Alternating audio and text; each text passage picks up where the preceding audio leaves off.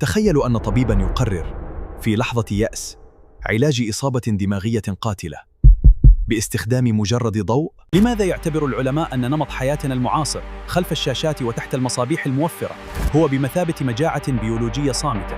كيف يمكن لطول موجي محدد أن يعيد تشغيل مصانع الطاقة المحترقة داخل خلاياك؟ وهل يمكن لهذا الضوء حقاً أن يعيد بناء الأعصاب التالفة؟ هل السوق مليء بالأوهام التجارية أم أن هناك حقيقة علمية صلبة؟ أهلا بكم، أنا الدكتور سامي محمدي، وفي هذه الحلقة سأعطيكم الجواب اليقين. تخيلوا معايا المشهد ده. دكتور أمراض جلدية اسمه ديفيد أوزوج. الراجل ده قمة في العلم والمنطق الطبي، يعني شخص عايش حياته كلها بيبني قراراته على أبحاث وتجارب سريرية صارمة جدا. بالظبط كده. المهم، في سنة 2021 الراجل ده كان واخد عيلته في إجازة لجزر البهاما عشان يفصلوا شوية ويتبسطوا، وفجأة الكابوس اللي أي أب في الدنيا بيترعب منه بيحصل. يا ساتر، ابنه اللي لسه عنده 18 سنة بتجيله جلطة دماغية شديدة جدا. أيوة، الإجازة بتتحول لسباق مرعب مع الزمن. طيارة إسعاف مجهزة بتنقله فوراً لفلوريدا، وبعدين تتجه بيه لشيكاغو عشان يعمل جراحة عاجلة في المخ. وبعد الجراحة دي الابن بيبقى نايم في سرير الرعاية المركزة مشلول جزئياً، والأب قاعد جنبه، الأب اللي هو أصلاً دكتور كبير حاسس بالعجز التام ومفيش أي حاجة في إيده يقدر يعملها. وفي وسط كل الضلمة واليأس ده، تليفون الأب بيرن الفجر. على الناحية التانية زميل ليه من كلية الطب بجامعة هارفارد بيتصل عشان يقترح عليه فكرة، يعني فكرة لو حد غيره كان قالها كان ممكن يقفل السكة في وشه ويفتكره اتجنن. الفكرة دي فعلاً كانت تعتبر وقتها بره أي قاموس طبي تقليدي تماماً. الزميل ده كان شغال على أبحاث مبدئية مع وزارة الدفاع الأمريكية، وبيقول لديفيد إنهم في المعامل لاحظوا حاجة غريبة جداً. اللي هي تسليط الضوء، صح؟ بالظبط، تسليط نوع معين من الضوء، وتحديداً الضوء الأحمر والأشعة تحت الحمراء القريبة على الراس ممكن يحمي الأنسجة العصبية في المخ بعد إصابات الدماغ العنيفة. الزميل بيطلب منه إنه يجازف ويجرب ده مع ابنه. طب استني، خلينا نفكك الموضوع ده واحدة واحدة، لأن كطبيب متمرس أول حاجة هتيجي في دماغه هي إزاي شوية ضوء هيأثروا بيولوجياً على جلطة في المخ. صح جدا، ده المنطق. احنا بنتكلم عن ضوء، مش دواء كيميائي بيجري في الدم مثلا. أيوة، ولا مشرط جراح بيشيل ورم. إيه العلاقة أصلاً؟ بس من كتر اليأس، المذكرات الطبية اللي معانا بتوصف إن الأب بيسهر لحد الساعة 4 الصبح يقرأ بشراهة في الأبحاث العلمية اللي زميله بعتها له، وفي النهاية بياخد قرار يعتبر ثوري وخطير في نفس الوقت. بينزل يشتري ألواح إضاءة بتطلع ضوء أحمر وأشعة تحت حمراء، وبدأ حرفياً يهربها في السر لغرفة ابنه في المستشفى عشان الدكاترة التانيين ما يمنعوهوش. واللي بيقلب الموازين هنا بقى هو النتيجة. الابن ده النهاردة بيمشي على رجليه ورجع جامعته وبيمارس حياته بشكل طبيعي جدا. واو، بجد؟ رجع طبيعي تماماً؟ والله الأب نفسه كعالم بيقول بشفافية إنه ما قدرش يثبت بنسبة 100% إن الضوء هو السبب الأوحد لشفاء ابنه، لأن كان في تدخلات طبية تانية أكيد، بس هو متأكد تماماً إنه كان عامل حاسم في التعافي السريع ده. يعني الراجل اللي كان مشكك وبيرفض أي حاجة بره الإطار الطب التقليدي اتحول لمؤمن إيماناً تاماً بالعلاج بالضوء الأحمر. بالظبط كده، ودي نقطة تحول رهيبة في تفكيره. ودي بالظبط نقطة الانطلاق بتاعتنا في الرحلة البحثية دي. أهلاً بكم في غوص جديد في المصادر. إحنا قدامنا النهاردة كومة من الأبحاث العلمية الحديثة والمقالات الطبية، وتجارب سريرية كمان بتوفق كل خطوة. مظبوط. مهمتنا النهاردة إننا نفهم إزاي موضوع زي العلاج بالضوء الأحمر اتحول من مجرد طب بديل هامشي لثورة علمية حقيقية بيعترف بيها أطباء وعلماء في أكبر جامعات العالم. إحنا عايزين نفصل الحقائق العلمية عن الهوس التجاري ونفهم إزاي مجرد ضوء ممكن يكون وقود حيوي بيشغل الخلايا. وعشان نفهم ده، إحنا محتاجين نسيب أوضة المستشفى دي خالص يا جماعة، ونصغر جدا جدا لحد ما ندخل جوه الخلية البشرية نفسها، وتحديداً نروح لمصانع الطاقة اللي جوه الخلايا، الميتوكوندريا. بصي، الميتوكوندريا دي هي مفتاح السر. بس عشان نفهم إزاي الضوء بيوصل لها، إحنا لازم نبص على طبيعة الضوء نفسه اللي بنتعرض له كل يوم. أكيد، الضوء مش كله زي بعضه، الأطوال الموجية بتختلف. يعني مثلاً الأشعة الزرقاء أو الفوق بنفسجية مجرد ما بتخبط في الجلد بتتشتت بسرعة جداً وما بتكملش طريقها لجوه. بتعمل زي انعكاس كده على السطح. بالظبط. لكن الأبحاث بتؤكد إن الأطوال الموجية الحمراء وتحت الحمراء القريبة، وتحديداً اللي بتتراوح بين 600 ل 700 نانومتر ومن 760 ل 940 نانومتر، عندها قدرة فيزيائية فريدة جداً. قدرة على الاختراق قصدك؟ أيوة، الأطوال دي بتقدر تخترق الهدوم وتخترق طبقات الجلد وتوصل لسنتيمترات كاملة جوه الأنسجة البشرية. طب استني لحظة، يعني إحنا طول عمرنا متخيلين إن الجلد ده حيطة صد بيعكس الضوء، لكن في أطوال موجية معينة بتعدي منه عادي جدا وتدخل جوه الجسم لحد ما تقابل الخلايا؟ دي حقيقة علمية مثبتة. طب لما الضوء ده بيوصل أخيرا للميتوكوندريا جوه الخلية، إيه اللي بيحصل؟ يعني إزاي الخلية بتستفيد منه عمليا؟ بص، اللي بيحصل هنا أشبه بعملية البناء الضوئي في النباتات، بس في البشر. إحنا الخلايا بتاعتنا فيها مستقبلات دقيقة جداً للضوء. الأطوال الموجية الحمراء دي بتتطابق بشكل مذهل مع إنزيم محدد جوه الميتوكوندريا. إنزيم اسمه إيه؟ اسمه سيتوكروم سي أوكسيديز. الإنزيم المعقد ده هو جزء أساسي ومحوري من سلسلة نقل الإلكترونات اللي بتنتج طاقة الخلية، اللي هي جزيئات ال ATP، صح؟ بالظبط كده. الفكرة إن الإنزيم ده لما بيمتص الضوء الأحمر وتحت الأحمر، السلسلة دي كلها بتنشط بشكل غير عادي، ومعدل إنتاج الطاقة بيزيد جداً. أوكي، عشان الفكرة دي توضح للمستمعين وما تبقاش مجرد مصطلحات بيولوجية معقدة، خلينا نتخيل إن الميتوكوندريا دي هي الموتور بتاع العربية اللي بيحرك الجسم كله. هل نقدر نقول إن الضوء الأحمر ده هو البنزين اللي الموتور بيحرقه عشان يشتغل؟ الحقيقة التشبيه الأقرب واللي بتدعمه هو إن الضوء الأحمر مش البنزين. البنزين هو الأكل اللي إحنا بناكله. فهمتك. أمال الضوء يبقى إيه؟ الضوء الأحمر أقرب لزيت الموتور أو المادة اللزجة اللي بتتحط عشان تخلي التروس تشتغل بنعومة وبأقصى كفاءة ممكنة. الباحث روبرت فوسبري من كلية لندن الجامعية بيطرح نظرية مذهلة في النقطة دي. نظرية عن الزيت ده؟ أيوة، أبحاثه بتشير لأن الضوء الأحمر وتحت الأحمر بيغير فعلياً من لزوجة الماء جوه الخلية. الموتور الخلوي ده عشان يلف ويشتغل صح محتاج المية اللي حواليه تكون حركتها أسهل وأقل لزوجة. يعني الضوء بيعمل زي تشحيم للماكينة دي؟ بالظبط، بيقلل لزوجة المية، فبيخلي التروس الحلوية تتحرك وتنتج طاقة بسلاسة وبسرعة أكبر. ولما الخلية يكون عندها طاقة وفيرة، الدورة الدموية بتتحسن والالتهابات بتقل والإجهاد التأكسدي بينزل بشكل ملحوظ. ياه، ده معناها إن الضوء بيتدخل في فيزيائية المية نفسها جوه جسمنا عشان الموتور يشتغل أحسن؟ دي فكرة عبقرية بصراحة. عبقرية جداً، وبتفتح مجالات علاجية كتير. بس ده بيطرح سؤال مهم جدا. لو أنا شخص سليم وموتور الخلايا بتاعي شغال زي الفل وقررت أتعرض للضوء الأحمر ده، هل الخلايا هتشتغل زي المجنونة وتنتج طاقة أكتر من اللازم؟ دي نقطة جوهرية جداً، وبتفسر ليه بعض الناس ممكن تقول أنا جربت وما حسيتش بفرق. العلماء لاحظوا نمط ثابت في كل التجارب. الضوء الأحمر ما بيكونش ليه تأثير درامي على الخلايا السليمة اللي أصلاً شغالة بكفاءة 100%. يعني التأثير بيبان فين؟ جاية في الخلايا التعبانة دي، زي خلايا المخ بعد جلطة مثلاً، بتتصرف بطريقة غريبة جداً. بتعمل إيه؟ بتصدر جسيمات ضوئية خافتة جداً اسمها فوتونات حيوية. ثواني هقف هنا. انت بتقولي ان الخلايا البشرية بتنور في الضلمة؟ كأنها بتطلع ضوء خافت جداً. يعني الخلية العيانة بتطلع ضوء كأنها بتبعت إشارة استغاثة؟ ده كلام يبدو وكأنه طلع من فيلم خيال علمي. إزاي ده بيحصل علمياً؟ هو فعلاً يبدو خيال علمي، لكنه حقيقة بيولوجية مثبتة.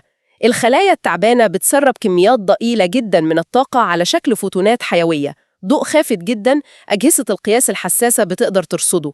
كأن الخلية بتصرخ وبتقول أنا بموت هنا ومحتاجة طاقة. يا ساتر، خلية بتصرخ بالضوء؟ بالظبط. ولما بتسلط عليها الضوء الأحمر الخارقي، الإنزيمات اللي اتكلمنا عليها بتمتص الضوء ده وبتستخدمه عشان تعيد بناء مستويات الطاقة وتنقذ الخلية من الموت. إشارة استغاثة ضوئية من الخلية، والضوء الخارجي هو اللي بيلبي النداء.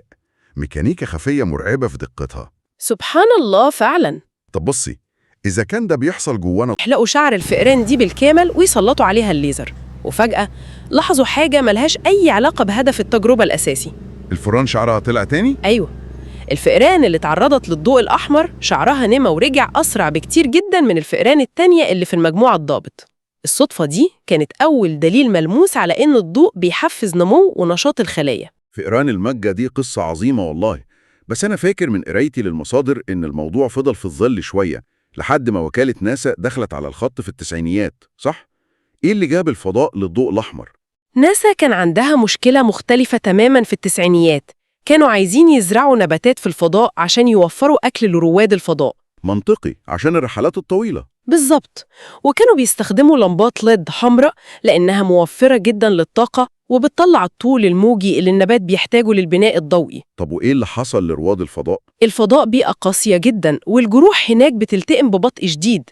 العلماء اللي كانوا شغالين على تجارب الزراعة دي واللي إيديهم كانت دايماً تحت الضول الأحمر بتاع اللمبات لاحظوا إن الخدوش والجروح الصغيرة في إيديهم بتلتئم بسرعة غير طبيعية. واو، يعني الضوء عالج جروحهم وهم بيزرعوا؟ أيوه، ومن هنا بدأت شرارة الانتباه الحقيقي إن الضوء ده مش بس بيكبر الزرع، ده بيحفز الأنسجة البشرية على الإصلاح السريع. يعني من صدفة فئران صلعاء في المجر لصدفة رواد فضاء بيزرعوا بطاطس لحد ما وصلنا للوضع الطبيعي الحالي. المصادر اللي معانا بتؤكد إننا في 2025 الإجماع الطبي أثبت بما لا يدع مجالا للشك فعالية العلاج ده في مجالات كتير.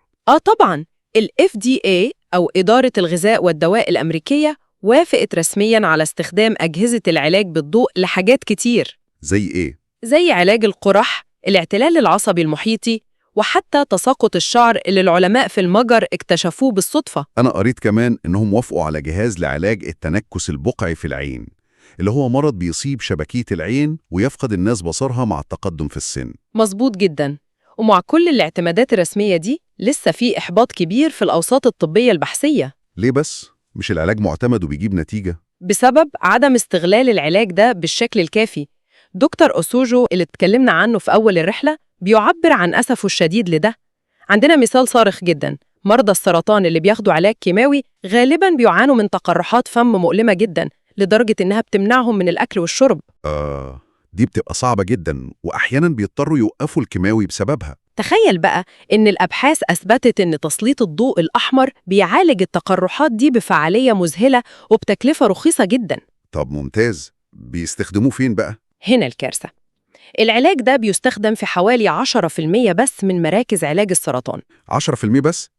دي إحصائية تصدم فعلاً، لمجرد إن الحل بسيط ومش معقد زي الأدوية الكيميائية. للأسف النظام الطبي بياخد وقت طويل عشان يتبنى التغيرات البسيطة دي. طب خلينا نسيب التطبيقات العادية دي ونروح للحدود القصوى بقى، الجزء اللي بيخلي العلم يبدو كأنه سحر فعلاً. المصادر بتتكلم عن تجارب متقدمة جداً على المخ وتحديداً مرض باركنسون أو الشلل الرعاش. إزاي الضوء ممكن يكون ليه دور في مرض عصبي معقد زي ده؟ مرض باركنسون بيعتبر من أصعب التحديات في علم الأعصاب أصلاً، لأن الخلايا المنتجة لمادة الدوبامين في المخ بتموت بالتدريج. الحلم أو الكأس المقدسة للعلماء كان إيجاد طريقة توقف الموت الخلوي ده. والضوء الأحمر عمل كده؟ التجارب اللي جعلت عن الفئران اللي عندها نموذج لمرض باركنسون جابت نتائج مبهرة. تسليط الضوء الأحمر قدر يحمي الخلايا دي من إنها تموت. الباحث جون متروفانس من جامعة جرينوبل في فرنسا شغال على تجارب نتائجها بتلمح لشيء أعظم كمان. أعظم من إنه بيحمي الخلايا؟ بتلمح لأن تسليط الضوء على الجمجمة مش بس بيحمي، ده بيخلي المخ العجوز يبدو وكأن مخ أصغر في السن من ناحية النشاط الخلوي. طب هنا بقى لازم أقف وأسأل سؤال منطقي جدا. أنا فاهم إن الضوء بيخترق الجلد سنتيمترات، بس المخ ده محمي بجمجمة عظمها سميك جدا. سؤال ممتاز. إزاي الضوء بيعدي من العظم ده كله ويوصل للخلايا العصبية جوه؟ هل محتاجين نعمل ثقوب في الجمجمة مثلا؟ ولو الموضوع سحر كده وبيعالج الجلطات وبيحمي من باركنسون، ليه مش بنمشي كلنا في الشارع لابسين خوذات بتنور أحمر وخلاص؟ الاختراق هو التحدي التقني والبيولوجي الأكبر في المجال ده حالياً. عشان توصل كمية كافية من الفوتونات وتخترق عظم الجمجمة وتوصل لعمق المخ عشان تعمل تأثير حقيقي، انت محتاج أجهزة بتطلع طاقة عالية جداً. وضح النقطة دي بالتفصيل وبيقول إن الجرعة هي كل حاجة. الجرعات العالية من الفوتونات ليها تأثير أكبر على الأنسجة العميقة زي المخ. بس أكيد الجرعات العالية دي فيها خطورة، صح؟ بالظبط، الأجهزة اللي بالقوة دي ممكن تكون خطيرة وما ينفعش أبداً تتباع للناس العادية وتستخدم في البيت بدون إشراف طبي دقيق. لسه في متغيرات كتير محتاجة تظبيط، زي إيه المتغيرات دي؟ زي الطول الموجي المثالي لكل مرض، شدة الإضاءة، مدة التعرض، وحتى العوامل الفردية زي لون البشرة أو السن ممكن تأثر على الجرعة المطلوبة. كلام منطقي جدا، وده بيودينا لسؤال فلسفي شوية بناء على كل اللي سردناه. بصي، لو أجسامنا بتتجاوب بالشكل المذهل ده مع الضوء الأحمر، ولو الميتوكوندريا بتاعتنا بتعشقه للدرجة دي وبتحتاجه عشان تشتغل بكفاءة، إحنا ليه محتاجين أجهزة طبية أو خوذات ليزر من الأساس؟ تقصد إيه؟ قصدي، هل أجدادنا من آلاف السنين كانوا بيعانوا عشان مفيش معاهم أجهزة اللي تنور أحمر؟ الإجابة القاطعة هي لأ، ما كانوش بيعانوا وما كانوش محتاجين أجهزة. المشكلة مش في أجسامنا، المشكلة إننا قمنا بهندسة وبناء عالم حديث بيفتقر تماماً للضوء ده. إحنا عايشين حالياً في حالة بيولوجية اسمها مجاعة الضوء. مجاعة ضوء، مصطلح يخض. هو فعلاً مرعب، لأن البشر تطوروا لملايين السنين تحت ضوء الشمس المباشر، والشمس دي مصدر مثالي بيدينا طيف كامل من الأطوال الموجية من أول 300 لحد 2500 نانومتر، وطبعاً شامل الأحمر وتحت الأحمر القريب. طب وإحنا دلوقتي بنعمل إيه؟ لو بصينا لأسلوب حياتنا دلوقتي، الأبحاث بتقول إننا بنقضي حوالي 90% من وقتنا جوه مباني مقفولة. يعني إحنا عزلنا نفسنا حرفياً عن المصدر الأساسي اللي الخلايا بتاعتنا متبرمجة عليه. مش بس عزلنا نفسنا، إحنا غيرنا طبيعة الضوء اللي بيوصلنا وإحنا جوه. النوافذ الحديثة في العمارات والشركات والعربيات كلها معالجة ومطلية عشان تعزل الأشعة الحرارية وتوفر في استهلاك التكييف. فبتعزل معاها الأشعة المفيدة. بالظبط. والأسوأ من كده هو الإضاءة الصناعية، اللمبات الموفرة للطاقة اللي كلنا بنستخدمها زي الليد والفلوريسنت متركزة في جزء ضيق جدا من الطيف المرئي، وتفتقر تماما للون الأحمر وتحت الأحمر القريب. طب واللمبات القديمة؟ اللمبات المتوهجة القديمة بتاعت زمان اللي كانت بتسخن وتسحب كهرباء كتير، دي كانت بتطلع حوالي 90% من طاقتها كأشعة تحت حمراء. اللمبات دي تقريباً اختفت من العالم. النتيجة إيه بقى؟ النتيجة إن إحنا حرفياً محرومين بيولوجياً، وبنعيش في حالة سوء تغذية ضوئية. يعني اللمبة الصفراء بتاعت زمان اللي كنا بنشتكي إنها بتسحب كهرباء وبتبوظ الميزانية، كانت بتدينا فوائد صحية يومية من غير ما نحس. أيوة، كانت بتعوضنا عن غياب الشمس شوية. وهنا بقى بتيجي النقطة اللي بتستفزيني جدا لما بقرأ المصادر. الحرمان البيولوجي اللي احنا عايشين فيه ده خلق سوق تجاري متوحش جدا. المصادر بتتوقع إن سوق العلاج بالضوء هيوصل لمليار دولار بحلول 2030. أرقام خيالية فعلاً. الواحد بيفتح السوشيال ميديا بيلاقي إعلانات مرعبة لخوذات وأقنعة للوش، أسرة شبه بتاعة التسمير كلها بتنور أحمر، والشركات بتدعي إنها بتعالج كل حاجة في الوجود، من الشيخوخة والتجاعيد لحد اضطراب فرط الحركة وتشتت الانتباه. ال ADHD تسويق مبالغ فيه جداً. يعني الناس بتدفع آلاف الدولارات في أقنعة بلاستيك من على النت بتنور أحمر عشان تعوض لمبة المية وواط القديمة أو شمس ربنا اللي احنا هربنا منها وقفلنا على نفسنا المكاتب. هل الأقنعة دي فعلا بتعمل حاجة؟ الانتقاد ده في محله تماماً يا سيدي، وده أكتر كابوس بيزعج العلماء المتخصصين في المجال ده. الصناعة التجارية والشركات اللي بتجري ورا الربح السريع بتسيء للعلم الحقيقي وبتبوظ سمعته. يعني الأجهزة دي مضروبة؟ الباحثين بيحذروا بوضوح إن معظم الأجهزة الرخيصة أو التجارية اللي بتتباع أونلاين ما بتقدمش الجرعة المطلوبة أصلاً. الموضوع مش مجرد لمبة حمراء، أمال إيه؟ في حاجة في الفيزياء اسمها شدة الإضاءة. الأجهزة الرخيصة دي إضاءتها ضعيفة جداً، الضوء بمجرد ما بيخبط في الجلد بيتشتت على السطح، ومستحيل يخترق الأنسجة ويوصل للميتوكوندريا عشان يعمل التأثير البيولوجي اللي اتكلمنا عنه. يعني نقدر نقول إنها مجرد لمبة بتدي إيحاء نفسي للمستخدم إنه بيتعالج، لكن بيولوجياً مفيش أي تغيير بيحصل؟ في أغلب الأجهزة التجارية للأسف أيوة، والمشكلة الأكبر بتكمن في الوعود الوهمية. لما الشركات دي تسوق للمنتجات وتقول للناس البسوا القناع ده وهتعيشوا للأبد أو هيعالج كل أمراضكم، ده بيضرب مصداقية مجال علمي واعد جداً في مقتل. مجال بجد ناسا بتختبره؟ بالظبط، إحنا بنتكلم عن مجال وكالة ناسا بتختبره دلوقتي بجدية عشان تحافظ على صحة رواد الفضاء في الرحلات الطويلة اللي هتستمر لشهور وسنين للمريخ. العالمة جوانيتا أندرز بتقول صراحة إن لو العلم قدر يظبط الجرعة الصح، العلاج ده هيكون نقطة تحول جذرية في تاريخ الطب. بس عشان ده يحصل إحنا محتاجين معايير. محتاجين معايير صارمة واختبارات مستقلة للأجهزة دي عشان نفرق بين الطب الحقيقي ووهم السوشيال ميديا. كلام سليم جدا. عشان كده لو رجعنا للي استنتجناه من كل المصادر والمذكرات الطبية اللي غصنا فيها النهاردة، هنلاقي إن الفكرة الأساسية العظيمة واضحة جدا. اللي هي إيه؟ الضوء مش مجرد أداة فيزيائية بتنور لنا عشان نشوف الأشياء اللي حوالينا. الضوء ده مغذي حقيقي زيه زي الفيتامينات أو المية أو المعادن. هو وقود حيوي أساسي بينظم إيقاعات الجسم اليومية، وبيشغل عمليات الأيض جوه الخلايا، وبيدير مصانع الطاقة بتاعتنا. ودي الحقيقة الثابتة اللي كل الخبراء بيأكدوا عليها كخلاصة لأبحاثهم. وعشان كده نصيحتهم العملية الأولى مش إن الواحد يجري يشتري جهاز بأرقام خيالية وتأثيره غير مضمون. أمال نعمل إيه؟ الخبراء ومنهم باحثة بارزة في علم الأحياء التطوري اسمها ألك بوشبك بينصحوا بالعودة للطبيعة كخطوة أولى وأهم. بوشبك بتقول معلومة صادمة جداً. قولي لي. بتقول إن مجرد دقيقة واحدة فقط تحت ضوء الشمس المباشر بره البيت بتمنح الجسم كمية من الفوتونات المرئية وتحت الحمراء بتعادل اللي الجسم بيستقبله لو الواحد فضل قاعد 3 ساعات كاملة تحت إضاءة مكتبه الصناعية. واو، دقيقة واحدة شمس قصاد 3 ساعات إضاءة صناعية، ده فرق مرعب في الحسبة البيولوجية. بيأكد إحنا قد إيه حارمين جسمنا. والله. وفي دراسة ضخمة جدا بتدعم الكلام ده، عبارة عن مسودة بحثية اتنشرت السنة دي وشملت تحليل بيانات أكتر من 400 ألف شخص. 400,000 رقم كبير. دراسة ضخمة جدا، وأثبتت بلا شك إن التعرض لمتوسط أعلى من أشعة الشمس الطبيعية مرتبط ارتباط وثيق بزيادة طول العمر الافتراضي للإنسان وانخفاض معدلات الوفيات. طب استني، ومخاطر سرطان الجلد؟ دي بقى المفاجأة المذهلة في الدراسة دي، إن النتيجة دي فضلت ثابتة وإيجابية حتى بعد ما الباحثين حطوا في الحسبان مخاطر الإصابة بسرطان الجلد بسبب الأشعة الفوق بنفسجية. معقولة؟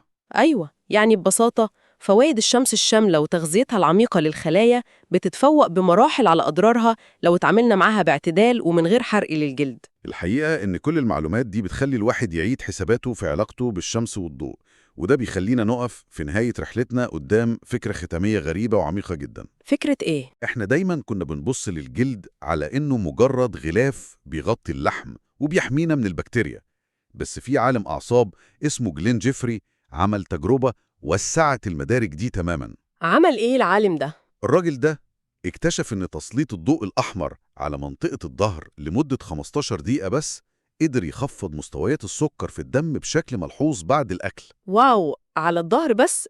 النتيجة دي حرفياً بتقلب مفاهيمنا عن الجسم البشري، لأنها بتطرح فكرة إن التأثير مش موضعي بس في المكان اللي الضوء نزل عليه. بالظبط كده. جيفري بيفترض إن الميتوكوندريا في أجسامنا مش شغالة في جزر منعزلة عن بعضها، دي بتتواصل مع بعضها البعض كأنها مجتمع واحد أو شبكة تواصل متصلة عبر الجسم كله بتنقل إشارات الطاقة والشفاء. صح جدا. وهنا السؤال اللي بجد بيخلي الواحد يسرح بخياله البعيد، إذا كان الظهر لما تعرض للضوء قدر يغير كمية الدم ويقلل السكر، هل ممكن في المستقبل القريب جدا نلاقي نفسنا بنعالج أمراض في أعضاء داخلية عميقة ومستعصية من غير مشارط ومن غير غرف عمليات؟ أيوة، ومن غير حتى أدوية كيميائية ليها أعراض جانبية. هل ممكن بمجرد تسليط نوع معين وبجرعة دقيقة من الضوء على بقعة معينة من الجلد بشرتنا تتصرف وكأنها لوح طاقة شمسية عملاق؟ دي فكرة مبهرة بصراحة. تستقبل النور، تترجمه لطاقة حيوية وتبعته في شبكة خفية عشان تغذي وتشفي أجهزة الجسم الداخلية العيانة، زي ما الأب المليان بالشك دكتور أزوج في أوضة المستشفى نور الكشافات دي على ابنه وفتح باب لأمل ما كانش حد يتخيله في يوم من الأيام. شيء بجد يدعو للتأمل والتفكير. لحد هنا بتكون خلصت رحلتنا العميقة في المصادر دي، ونتمنى تكون نورت أفكاركم. نشوفكم المرة الجاية.